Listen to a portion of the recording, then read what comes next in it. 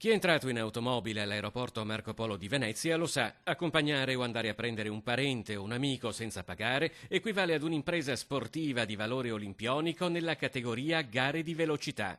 Una volta varcata la soglia dell'area di pertinenza dell'aeroporto, infatti, bisogna riuscire a caricare o scaricare bagagli ed esseri umani in 8 minuti netti. Se non si abbandona l'area entro 480 secondi dall'ingresso, o si paga o si prende la multa. Il Comune aveva impugnato la delibera, ma ci è già stato detto in Commissione rinuncerà all'impugnazione in futuro, quindi nei prossimi mesi.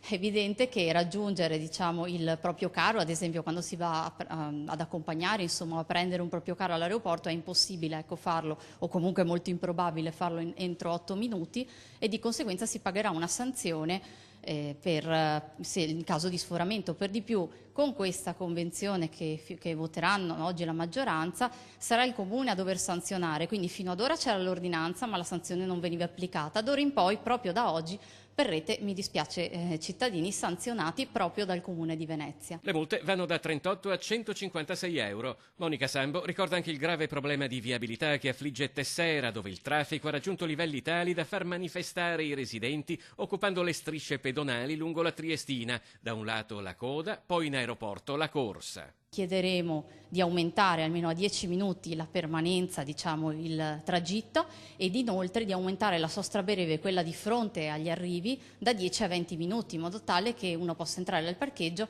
e non paghi una tariffa folle di 6,50 € all'11° minuto.